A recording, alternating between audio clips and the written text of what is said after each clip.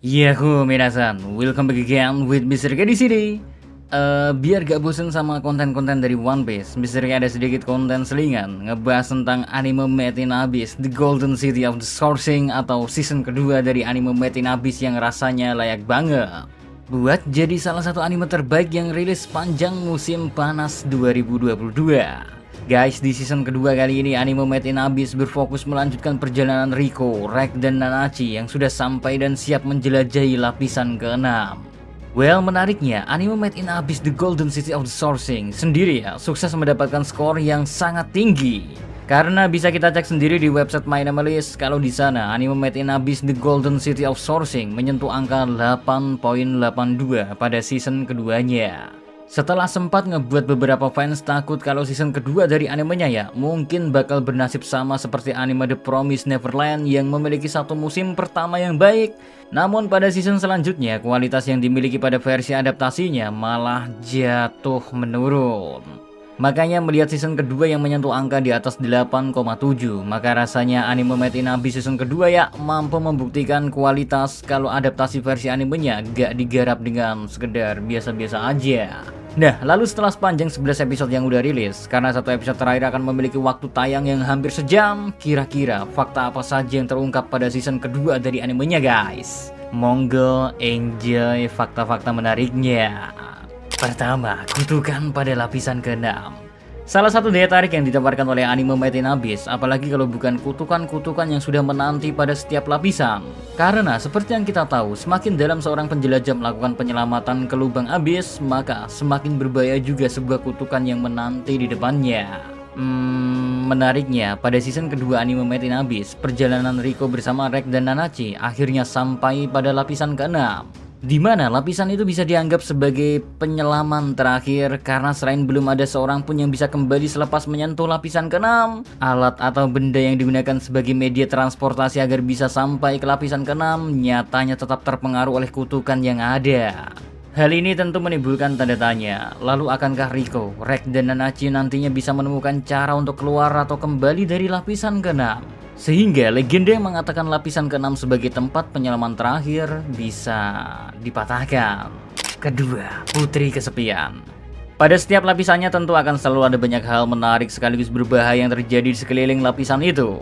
Entah itu kutukan yang mempengaruhi para penjelajah atau bahkan makhluk-makhluk yang tinggal di lubang abyss sendiri. Semua hal itu udah menjadi resiko yang harus ditanggung oleh para penjelajah yang mencoba mengungkap misteri dari lubang abyss. Namun keunikan yang dimiliki oleh lapisan ke-6 ternyata terdapat sesosok makhluk yang dikenal sebagai Putri Kesepian Faputa, yang mana dia adalah anak terakhir dari Irumyuui. Sehingga Faputa juga dikenal sebagai anak yang mewarisi harapan dari ibunya beserta para saudaranya yang sudah pergi terlebih dahulu.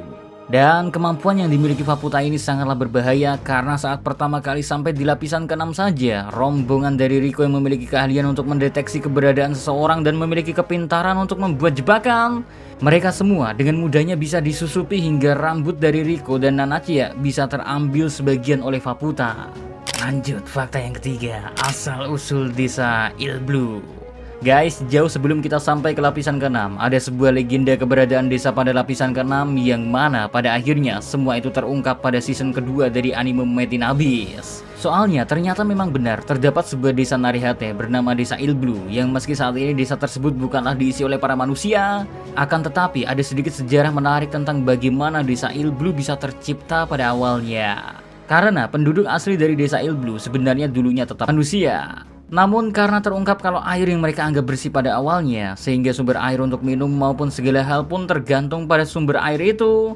Tapi kenyataannya malah sebaliknya, air yang dianggap bersih itu adalah air beracun karena tersimpan pada bangkai suatu makhluk. Makanya pada akhirnya ya, kelompok atau ras yang menyebut diri mereka Ganja ya, perlahan-lahan mulai jatuh sakit hingga akhirnya terjadilah sebuah insiden yang melibatkan sebuah telur harapan yang mana hal itu berhubungan dengan terciptanya desa Ilblue yang menyimpan berbagai kesakitan, harapan, dan perasaan ingin membalas dendam.